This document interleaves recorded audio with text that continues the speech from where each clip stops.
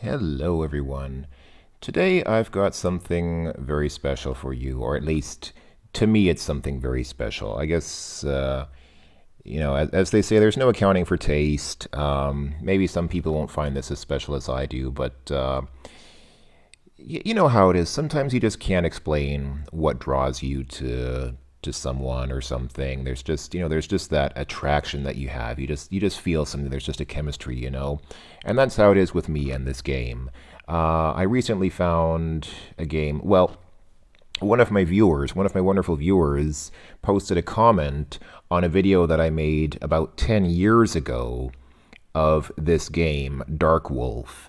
And Darkwolf is a game which I'd played the demo of already I guess in the 1990s, so, something like 20 years ago now or even more.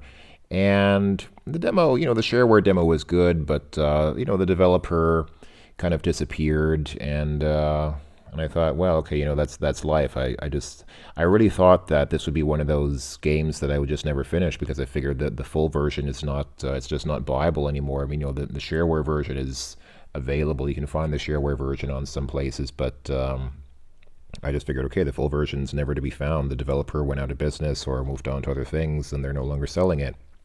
But last week, a viewer sent me a link with the full version of the game. So here we go.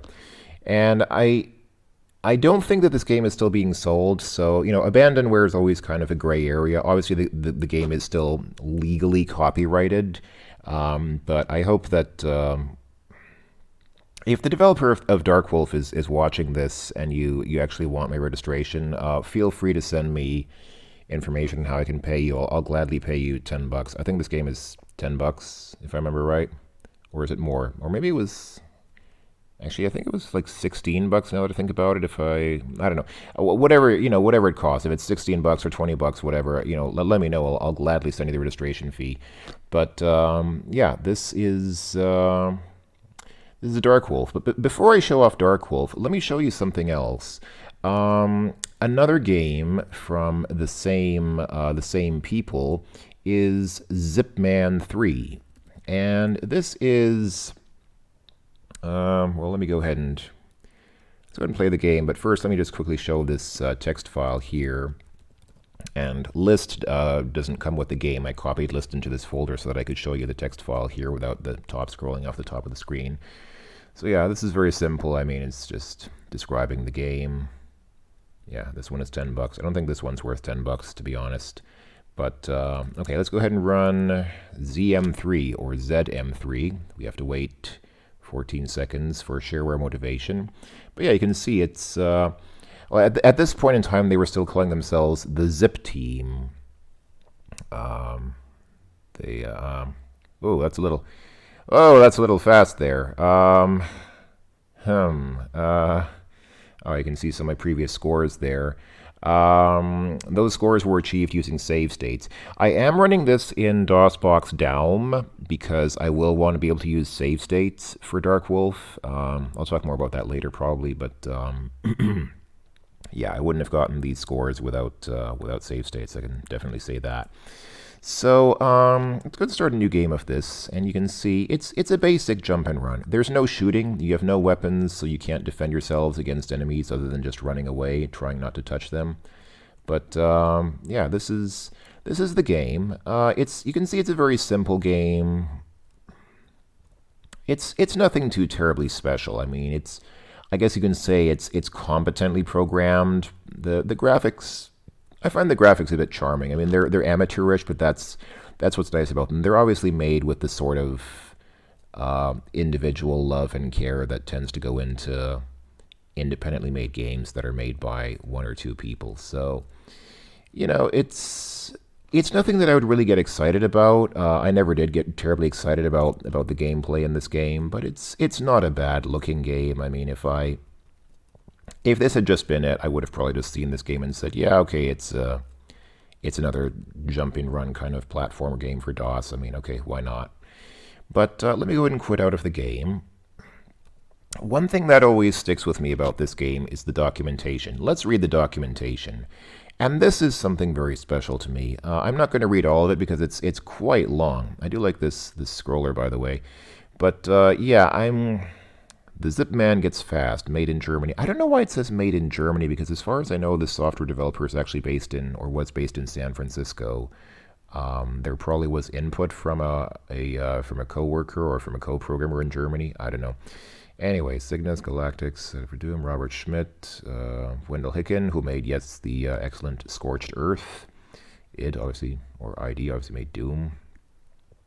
So yeah, here are some greets and things as you would have in the demo scene. And yeah, you can change the speed of this text scrolling here with the plus and minus keys. Again, I'm not going to read all of this. You can read it if you like.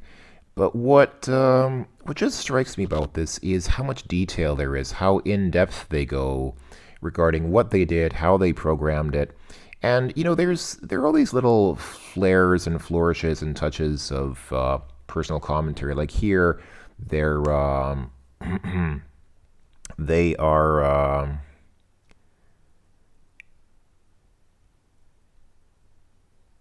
is it here or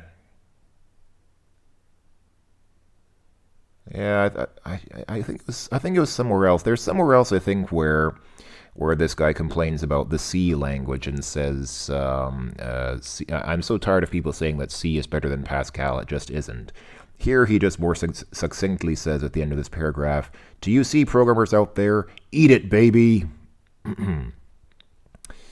So yeah, Zipman 3 is the work of two people, John Paul de India and Christoph Schneider. So the latter name is obviously German. That's probably the guy, that's probably why they say made in Germany. But as far as I know, the person who did the most work on these games was in fact John Paul de India, who as far as I know is based in San Francisco. Anyway, yeah, and then here you go. You get these little bios of the two people. So John Paul de India is 17. He won't tell anybody how he got the nickname Zipman. He hates computers above 386. He hates Windows, prefers DOS 5. Yes, he has the correct opinion there. And uses Microsoft Works version 1 to do his word processing. Okay, not so correct opinion there, but okay. Christoph Schneider is 18, question mark. His nickname is Schneidel. I think that tells you almost all you need to know about him. He can... Excuse me. Sorry, I'm a little bit sick. I think I'm a little bit sick, so I apologize if I have to keep coughing and clearing my throat constantly. He can program well. I guess that's a good. It's a very German statement. Can you program well? Yes, I can program well. So he drew the sprite animations. So, yeah, I mean, it seems like Mr. Schneider's involvement in this game was fairly limited. So he did some sprite graphics, and that's about it. I think most of the work was done by John Paul de India. But anyway, yeah, and here's a comment about how this guy has no time for girls because he's busy with life stuff and programming. And I really like this kind of stuff. I mean, it's just kind of a little glimpse into the lives of the programmers behind the game, which is something you don't normally see, not something you normally get in these types of games. I mean, usually you just get the game, and you start playing the game. But here's the guy who just, writes a little personal anecdote about what his everyday life is like and how, what programming means for him, and how he doesn't have time for girls because he's busy programming. So, yeah, and here are the controls. We hope you understand the other menus, and if not, sorry, we're not explaining anything more. Oh, I like the descriptions of the enemies, too. Enemies. Slime. Turns you into a slime, don't touch him. Ball. Turns you into a slime, don't touch him. Those are the two enemies in the game. Potions, and then... High score is very simple. Yes, if you get more points, you get a higher score. Registration information.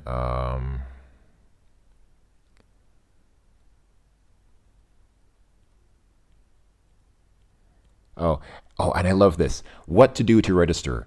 Step 1, get out a nice piece of paper. Step 2, write the name of the game, comment, suggestions, ideas, etc. Step 3, get an envelope. Put the letter in the envelope. Put a $10 US American check in the envelope. If you're in another country, I don't mind if you don't register. Oh, step 6, lick the envelope. Put a stamp on the envelope. Put the address on the envelope. Put the envelope in a mailbox. Ladies and gentlemen, have you ever seen such helpful information or instructions on how to register any shareware game? Seriously. And the address, yeah, in San Francisco. So, yeah, so Mr. John Paul India is in fact in San Francisco, and I guess his friend, Mr. Schneider, is. Oh, yes, and please refrain from obscene language. Um, they even have this here. Like, is somebody actually going to print this? Do you think somebody's actually going to print from this screen here? They're going to print this out and write on this, like a screenshot of this form? Anyway, oh, and here's even information about the Zip team, and here they talk about the old really software games that they made. This was a big success in our school. This is hardly spread outside our area. But I just think it's funny because they talk about all the games that they made, and then they said, well, yeah, we distributed this game at our school, so some of our classmates might have played it. Yeah, and then they didn't even mention these games because they never made it past our school. I mean, it's just such a slice of life, little look into the life of, I mean, we've all been there, right? You're a late teenager, unless you're actually younger than that. Some of you are probably younger than that, but many of you will. You'll remember this experience, right? You're a late teenager. You're on the cusp of being an adult, or an adult, depending on which English dialect you speak.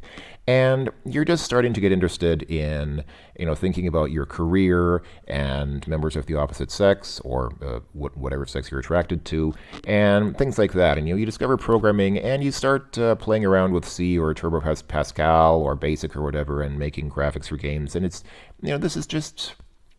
This was life 25 years ago. This was really what life was like for many young people 25 years ago, and it's just such a. I just love the way this whole documentation is written. It's a combination of so funny, so informative, and so earnest, and so heartfelt, and yet so lighthearted at the same time. It's great. This is one of my favorite game documentations, and I love Zipman 3 for this documentation. Not so much for the game itself. I mean, the game itself is not bad, but it's just not, as I said, it's nothing remarkable. I wouldn't have paid it much attention if it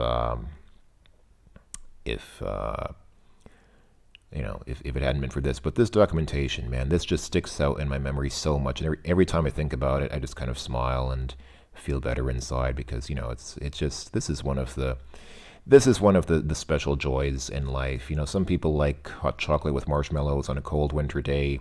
I like the documentation to Zipman 3. Man, this just goes on and on and on. Let's see, if I press plus a few times, yes, now it scrolls faster. It's a little bit choppy too because I can probably turn up the cycles in DOSBox. I have the cycles turned down. It didn't seem to help. It's still a little choppy. I guess it wasn't designed to go this fast. But anyway. So yeah. That was Zipman 3. And I just wanted to show that off as a little bit of background to show one of the earlier works from these guys. Because now we're going to go ahead and transition to Darkwolf. And I know I'm talking a lot. People sometimes complain that I talk a lot, but I think this is really an occasion where it's good to do some intro because this is really, I mean, again, this game is something very special to me. If you don't think it's special, then okay, well, you don't have to. But so here, Darkwolf comes with. So Zipman had basically one set of documentation. Darkwolf comes with basically 4 sets of documentation. You've got 2 DOC files here, which are just plain text files. They're not Microsoft Word or Works files. They're just plain text files. Then you've got help.exe, which is another, which you actually run and shows you a different text file. And then there's the in-game README file. So there's all this stuff going on here. Again, I copied, the game doesn't come with a list, but I copied list into here so we can view these files. Let's go ahead and start with viewing hints.doc. Yeah, in light of the fact that Darkwolf is not really easy, it's actually quite difficult towards the end. The beginning's pretty easy, but the end of the game gets really hard. That's why I'm playing that's why I'm going to play in DOSBox down, because I will want to use save states at some points, especially towards the end.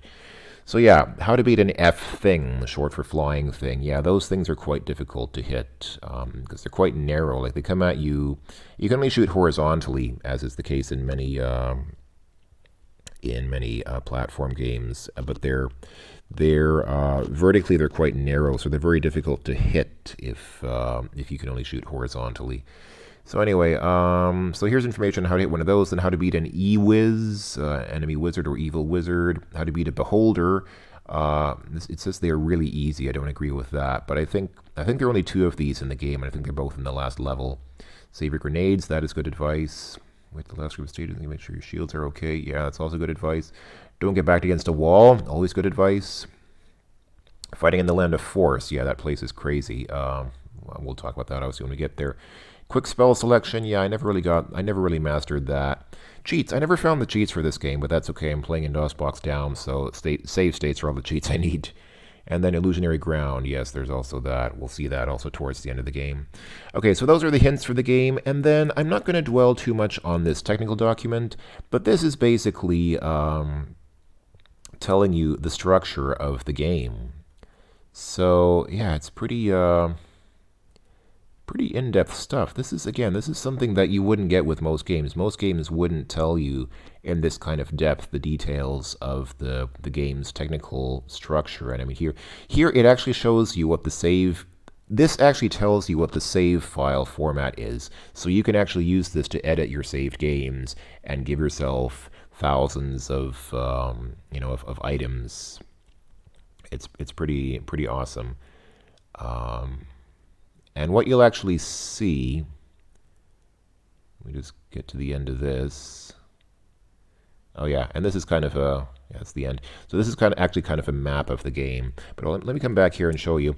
There's no save game file in this folder. The save games are actually saved in the executable itself, in the actual darkwolf.exe executable. That's where the saved games exist. So if you want to edit your saved game, you can, but you have to do it by hex editing the actual game exe executable, which I think is, I guess it's not good or bad. It's just kind of unusual. Most games don't do that, but you can. I mean, I did it. I actually tried hex editing the exe file using the instructions in that file, and it actually works. It works fine. I was actually able to use the information in tech.doc to edit the save games. So anyway, I just want to quickly show this again. This is a map of the game. There are, you'll see when we're in the game, I believe there are 8 different points on the map. It's kind of hard to see here. You can sort of, yeah, actually, it's the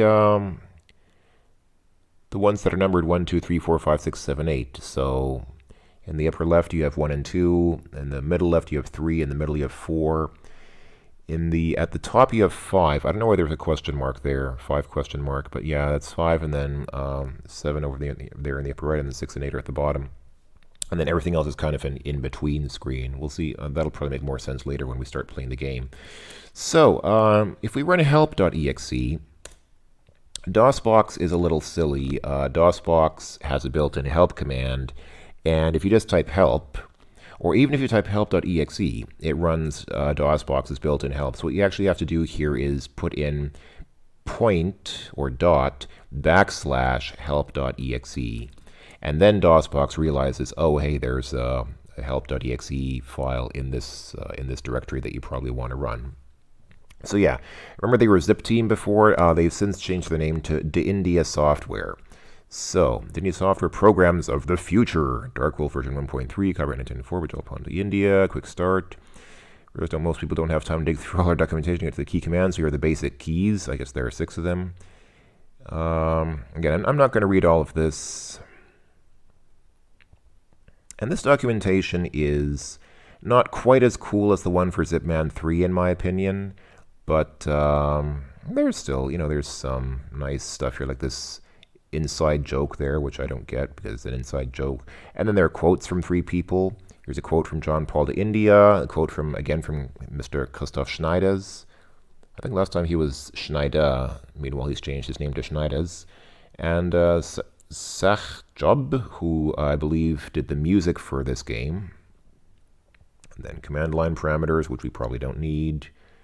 Programming, again, more information about programming. And, oh yeah, here it is. I get pushed 2 times a week to convert to C, and I'm sick and tired of hearing of how much better C is. It just plain isn't. I'd also like to point out that Borland's new Delphi 95 is designed around a true object Pascal compiler. They picked Pascal over C because it has stricter type definitions and better structuring, which will keep you from making those big-time errors and which improve programming style. It's a matter of opinion. I mean, Pascal's not used much anymore. I don't know. I wasn't really a Pascal programmer. I did program in BASIC and in C, but I never learned Pascal, so I can't comment on that. But anyway, formats. Here's information on formats for editing the game, and then systems. Aha! Darkwolf runs on what I call a complex system. This is basically. I think there must be another name for it. There must be another name that is used today in the gaming in game development. But basically, as it says here, it means that the whole level is active all at once. It's not just what you see on the screen. That means that if there's something happening way off screen, it's still happening. The whole level is active all at once. We enjoy this extra level of realism. We sacrificed a lot of game speed and programming time to make things this way. End of file. Okay. All right, so that was that. Let's go ahead now and run Darkwolf. I think that's all we have in this folder, right?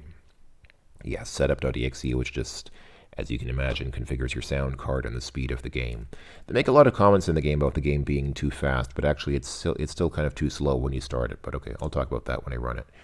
So here again we see the Zip Man walking by, kind of an homage to the programmer's past, but he gets crushed by the India.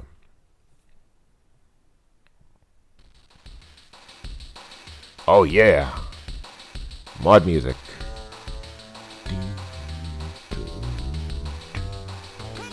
Come on! All right, let's read the story. Hold on. I just want to enjoy the music for a moment.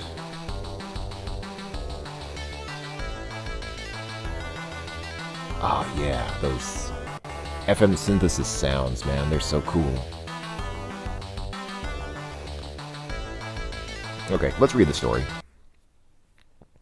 Actually, don't read the story, you watch it because there's a little cinematic.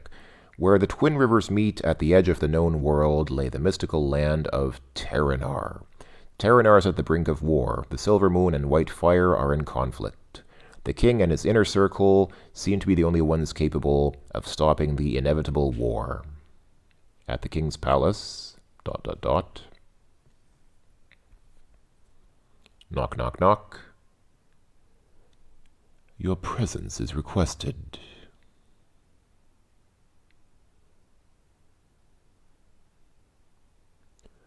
I have summoned you here because I need your help. You know of the strife which plagues our land. I have organized a meeting with the leader of the Silver Moon. I want you to be the diplomat. Go to Risto and tell them to end the hate. When you are finished, return here and inform me of the situation. And I think he keeps moving. Yeah, I don't know why he keeps moving his mouth after he finishes talking.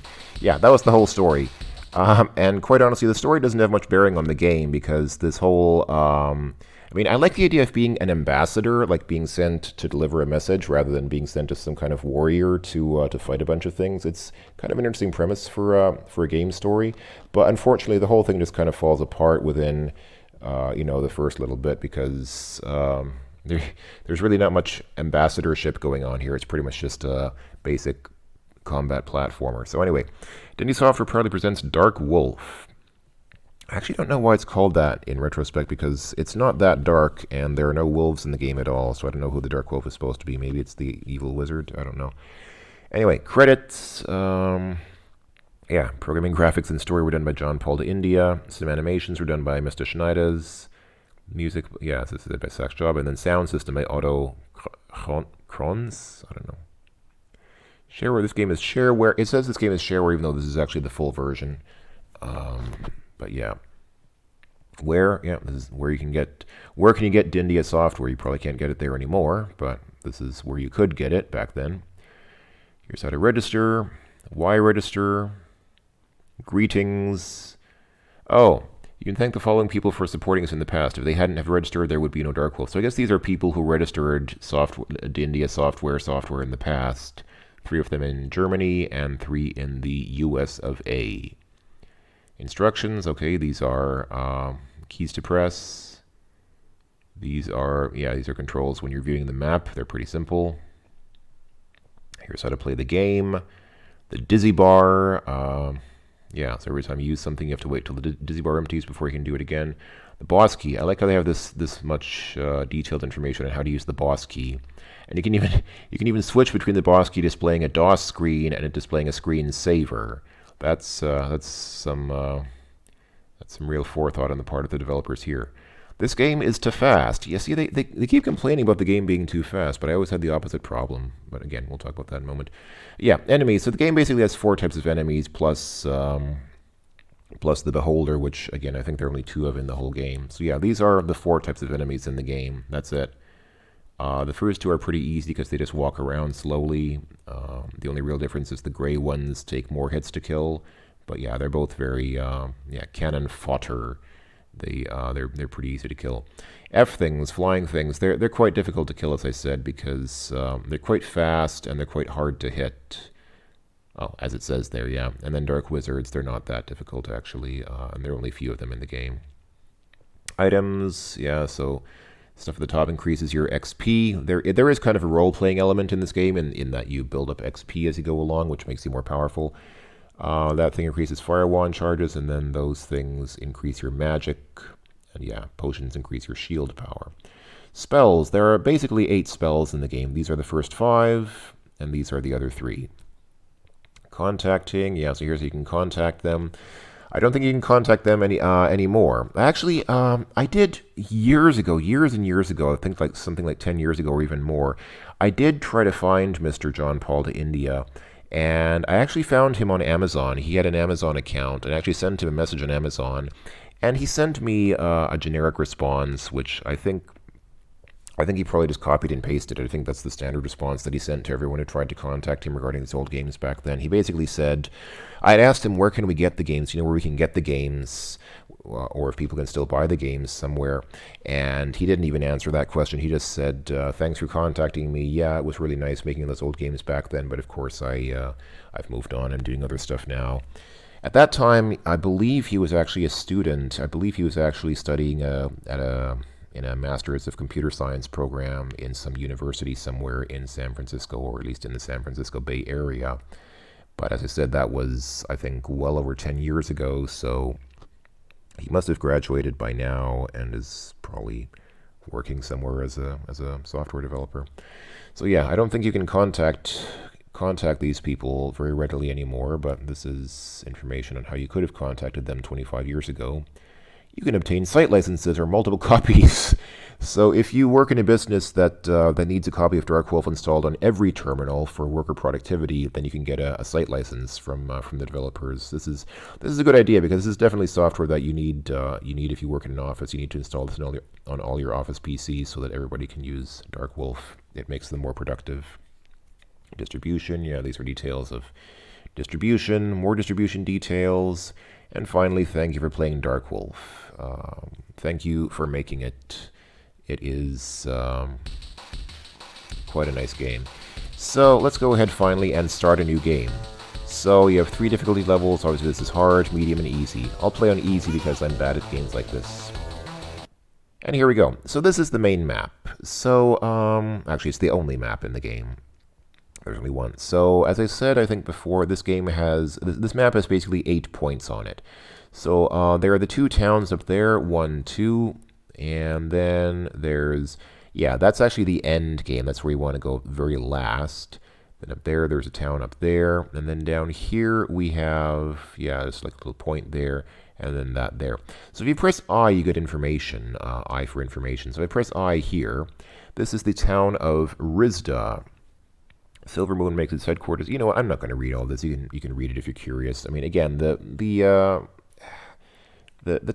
text in the story is not that important, so I'll just, rather than burdening you folks down, you can read it yourself if you're curious. This is the town of Lair. How can you tell if you're playing the the shareware version or the full version? In the shareware version, you can only choose these two towns up here, and that's it. You can't choose any other points. So if you can actually start choosing that and that and that and that, then that's how you know you're playing the full version of this game. So those two towns up there are probably a good place to start, because that's where the shareware version. That's all you got in the shareware version of the game. This is, yeah, the Caves of Death, and this is. Yeah, the Caves of Death are Grondal's stronghold. I don't know who Grondal is. I guess maybe he's the Darkwolf.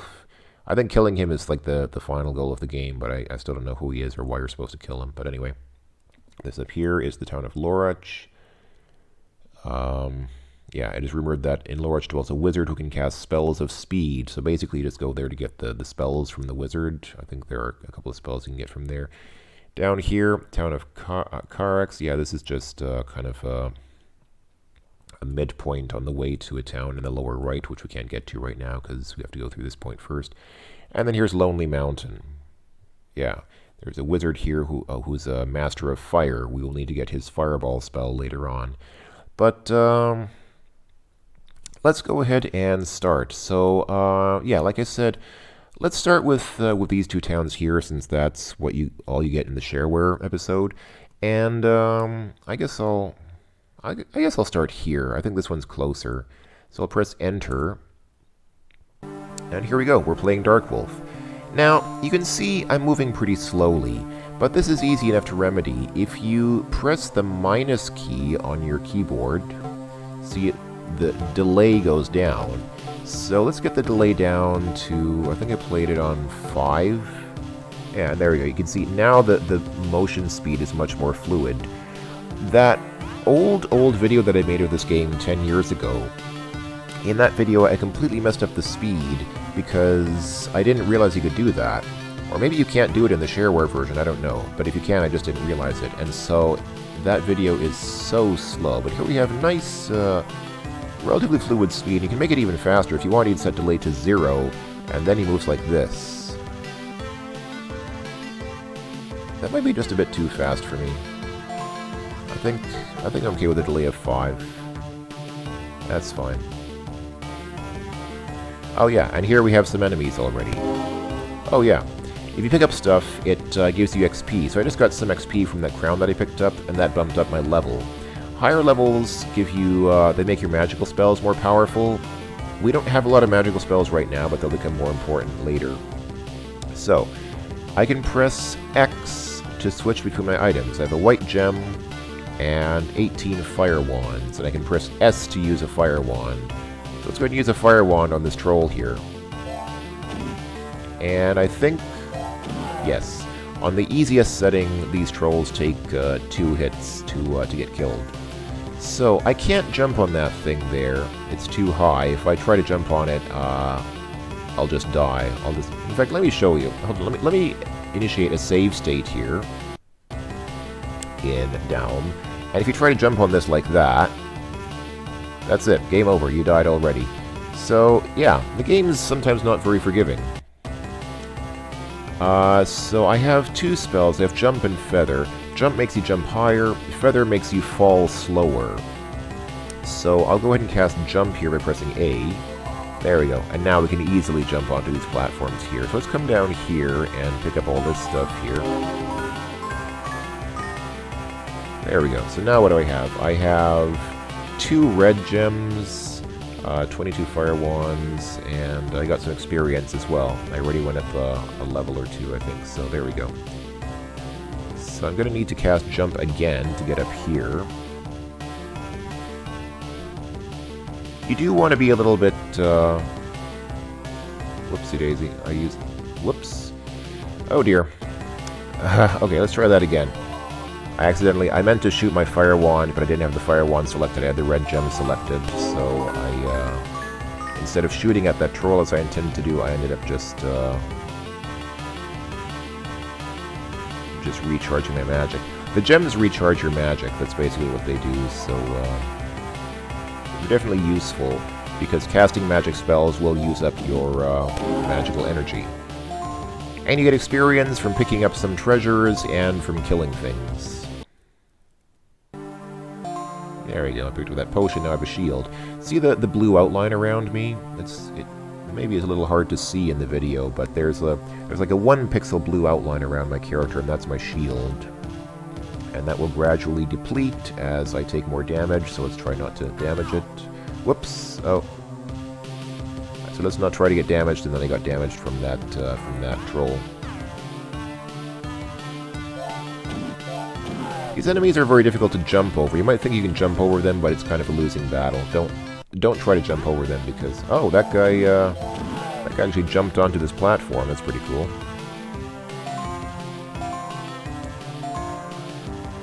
And if the game stutters for a moment, it's probably because I saved. I will be using save states fairly liberally throughout this playthrough. I know some people don't like save states, but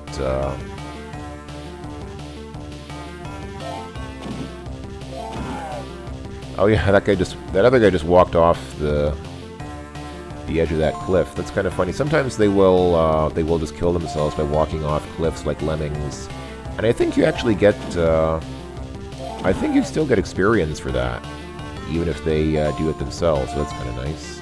So I've collected everything here, and I can go on to the next screen if I go left. But let me go back and see what's up above. It's usually worth it to do a little bit of exploration in this game and try to pick up the rest of the stuff, because you can't have too much stuff in this game.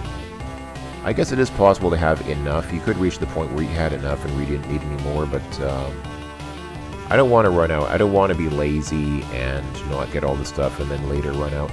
There are not a lot of secrets in this game. There's not a lot of cool secret stuff that you can find by exploring, but you will find a lot of useful power-ups and things like that, which is definitely you know, good to have.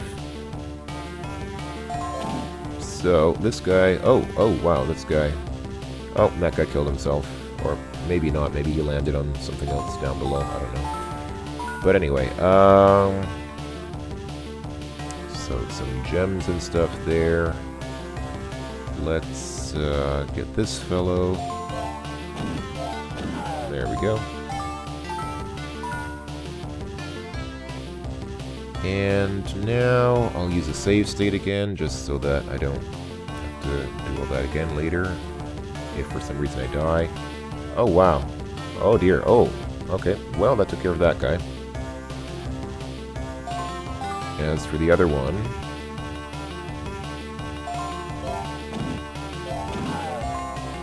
Alright, I think I just go off here, yeah? There we go. The game's running notably faster now because there's less stuff happening on the screen here. These fires are quite annoying because, first of all, the trolls appear to be impervious to the fire, but also sometimes it's very difficult to tell when you're being burned. I think the hitboxes for those fires are a little bit larger than they seem, so you want to make sure that you stay well clear of those fires, because sometimes you can start getting burned and not even realize it because it doesn't look like you're touching the fire. So give a wide berth to these fires, as wide as you can.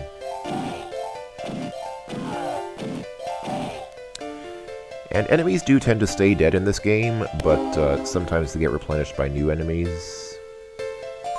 So typically if you come back to a place like this later, the enemies that you killed will remain dead, and they won't come back, which is nice. So the game has sort of a persistent world thing going on.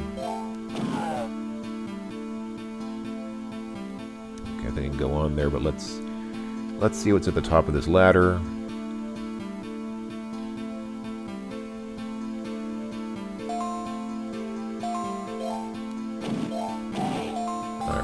So we can just jump down here. You don't take falling damage in this game. Alright, Town of Lair. The city has been leveled to the ground. You find the body of Whitefire's leader, a scroll gripped in his armored hand. You pry it from his fingers. It appears to contain the magic of shield. Your stomach suggests leaving quickly. Alright, and now we can save the game here. Normally you would definitely want to save. That would definitely be a good thing to do, but since I'm using save states anyway in DOSBox down, I don't really need to, so I'll just press escape. Yeah, game not saved, but that's okay. I'll press the key to do a quick save, and it saves anyway.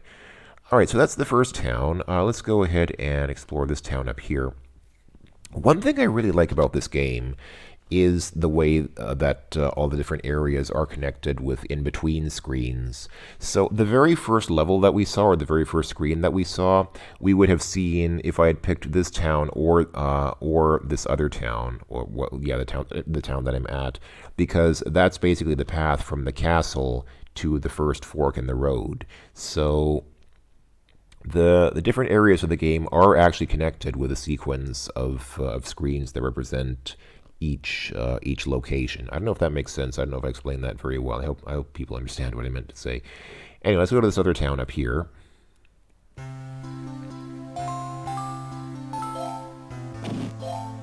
Yeah, there are a few different regions in the game, and they each have their own distinct sort of feel and music. I love the music in this game. The music is so cool. It's really lovely music. Sometimes, I mean, some of the music is not that great, but this music I really like. And also the first music that we heard in the first screens. Again, jump over the fire. Oh, that guy walked off a cliff. As trolls sometimes do. Can I jump? No, I can't. Okay, so let's come down here. Well, I got a potion to replenish my shield. That's nice. So if we scroll through our spells here now, we have, in addition to jump and feather, which we started with, we have shield as well. Oh, it's spelled shield. I never noticed that. That's something that they, considering this is version 1.3 of the game, I would have hoped they would have caught that by now, but I guess they didn't. Okay, so cast jump. I need to cast jump to get up here, and then up here, and up here, and up here. Alright.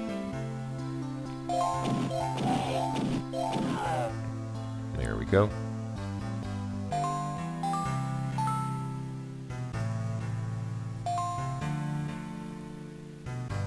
Uh-oh.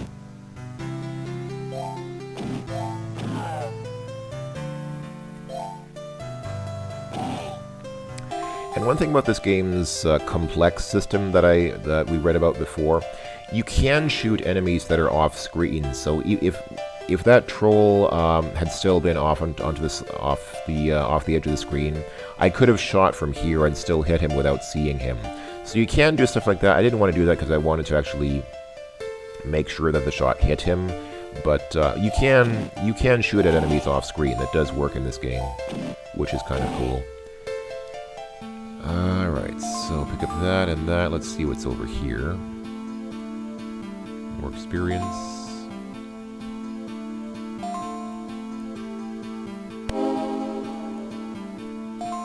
Oh. See that? I lost most of my shield because I got too close to that fire. Darn it. That's annoying.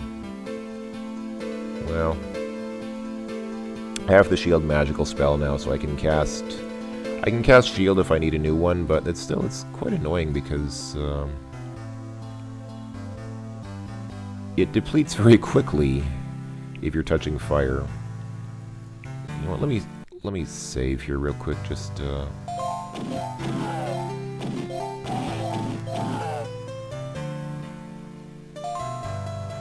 in case something goes wrong. Let's see, where am I going here? Okay, clearly not know where to go from there, so I assume the exit I need is to the left. Which way did I enter the screen from? I don't remember anymore. Did I enter the screen from the left or from the right? I don't know, I get confused, but I think I'm probably going left. I think that town that I wanted to go to, it was west of the town where I was. Alright, that guy's seppuku. I know it's not really seppuku, please don't correct me. Alright, here we go. Town of Risto. The city has been decimated, the ground strewn with the bodies of men and orcs. A man lays dying at your feet. You kneel to hear his bloody tale. White fire and silver moon met to settle their differences by war. Both sides fought until most had perished. That is when the orcs descended on the battlefield and mowed down the remaining forces. They were last seen marching toward Castle Terranar. "Save the castle!" the dying man pleads. Alright, sounds like now is a good time to go back to the castle here. So we can go... Yeah, we can go back here, but there's no need to. And you can go back to places where you've been before, but once you're done there, there's no point in doing so. Places just become, they're just points on a map after that. So you can go there, but there's no reason to. There's nothing to do there. And yeah, there's that lonely mountain there. So we can go to one of those three places, but we never need to go here again. We never need to go here again. Lonely Mountain we'll do next after the castle, I guess. So let's go to the castle. Uh-oh. Oh no. Oh no. Oh no. Oh dear. I should have been smarter with my save states. Oh, come on. Okay. That's quite annoying because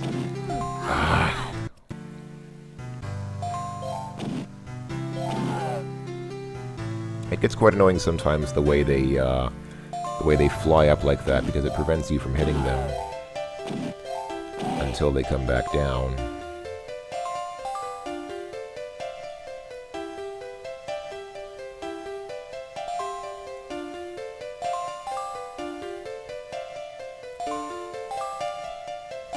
I was kind of dumb. I reacted too slowly when I started, when I left this place. I mean, I should have reacted a little more quickly to that troll coming at me, but I did not have my fingers on the correct keys because somehow I didn't expect that to happen so suddenly. Alright, let's see. So I think we didn't lose too much progress though, because here already, yeah, here's already this, so that's fine. Alright, so now we can start going to the castle, and right away we've got an orc. Okay, there we go. This time I was ready for him.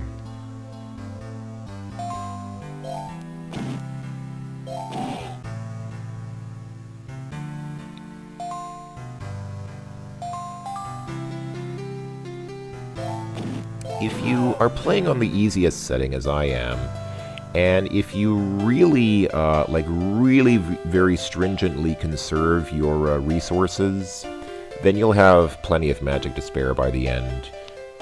So I'll probably, I tend to play quite conservatively, so I'll probably have, like, lots of gems left at the end. But right now you can see I'm out of magic. I want to cast jump here, but when I press A, nothing happens. So I need to switch to, let's see, I have white gems, I have red gems. I'll use up some of the white gems. And yeah, you can see the white gems replenish your magic like that. You get more magic from red gems and even more from blue gems. But now, I'll go ahead and cast jump. And yeah, now I can jump up here and get all this stuff up here. Hold on, let's see, do I need to... Let's finish off this guy here first.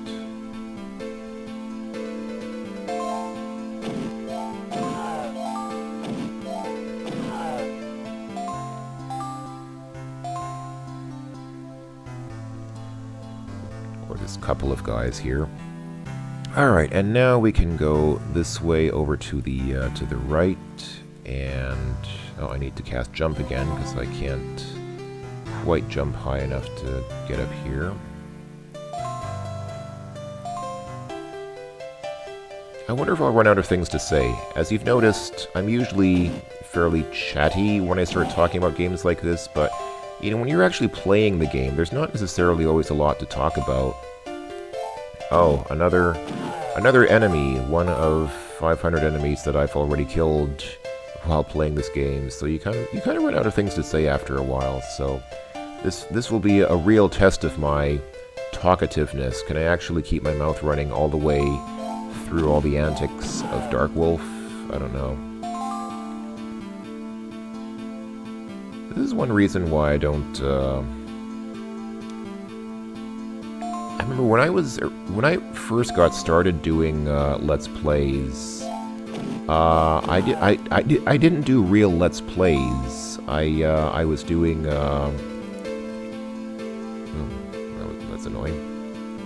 I was doing just playthroughs without commentary, because I thought, come on, who needs to talk over a game like this? I mean, you can show off the game, you can play through the game, but you don't need somebody constantly yammering about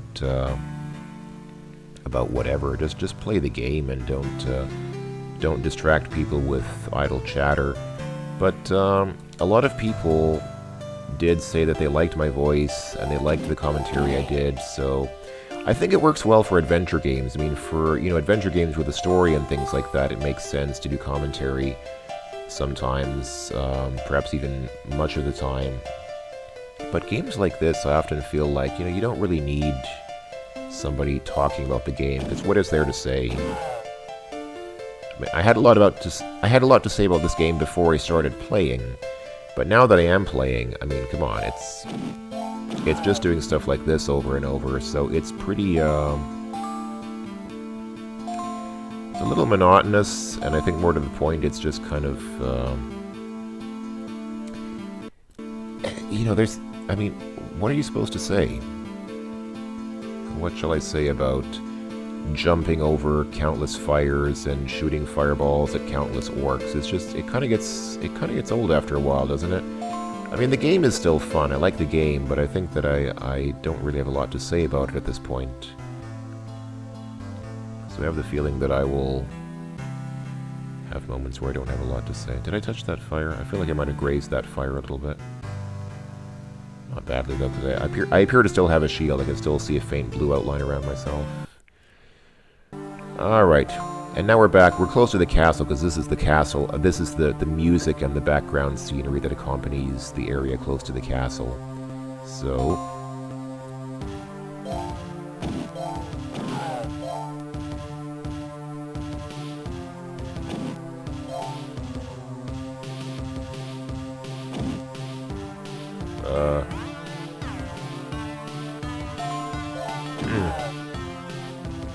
wonder why one of those shots didn't hit that troll. One did, because he died. I think the shots have a limited range. I don't think they go all the way across the entire level, so what probably happened is one of them just ran out of range.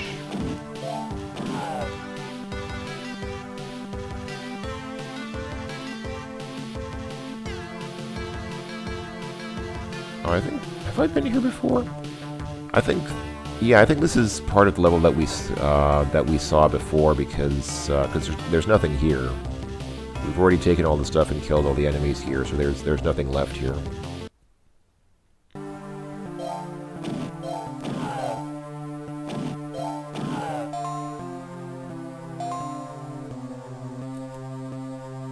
And same here. Yeah, I think this is. I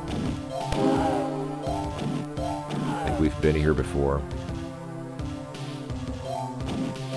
And as I said, new enemies will show up as the game progresses, so like these trolls are still here. Actually, oh, have we been here before? Maybe we haven't.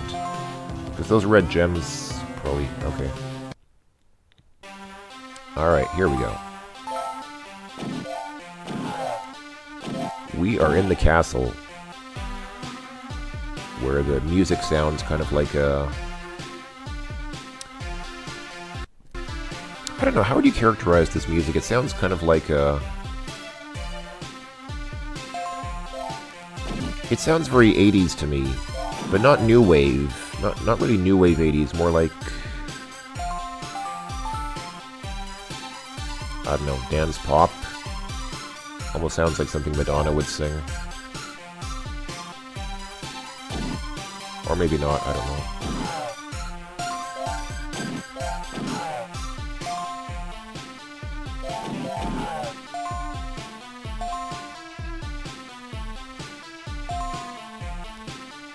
Alright, so...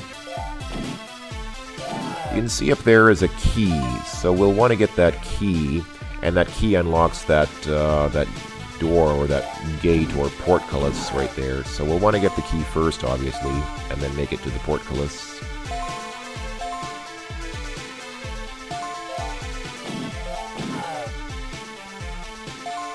There are only a handful of keys in this game.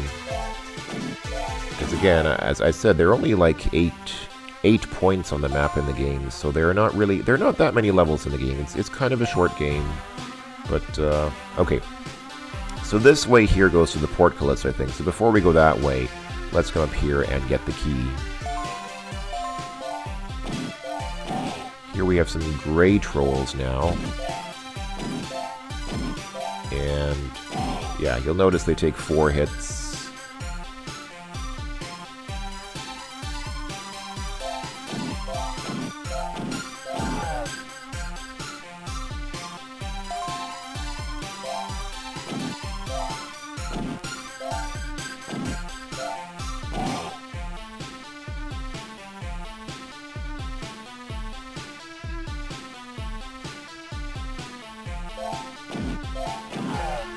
Go ahead and save here. I just have an instinct to save occasionally when I feel like I've made some progress that I don't want to lose. Even though I'm not really in grave danger here because this part is still not too difficult. Whoops. Oh dear. Hold on. Let me try that again. The problem is sometimes the character doesn't turn around. If you are trying to turn around quickly and do like a shot where you turn around and face the guy who is chasing you and try to shoot him, sometimes my character doesn't turn around quickly enough. There's no sound effect that you get when you pick up the key, but if you scroll through your items now, you'll see I have 1 key. And you can only ever have 1 key in this game, I think, because there are no levels where there are multiple keys, and once you get the key, you always have to use it to get through portcullis. If you do safe game editing, you can give yourself several keys. I mean, I did that once. I gave myself hundreds of keys, which you don't need because there are only a handful of keys in the game. There are only a handful of locked doors, but... Ah, come on. Ah.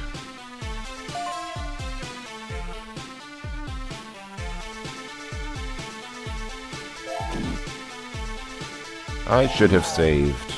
This is why I use save states, or why I use save states.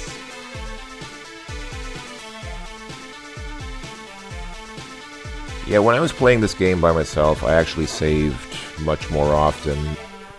I just don't want to do it too much here because it does interrupt the music briefly, which I think might be annoying for you folks. So, alright, let's try it again. Save here, and go down.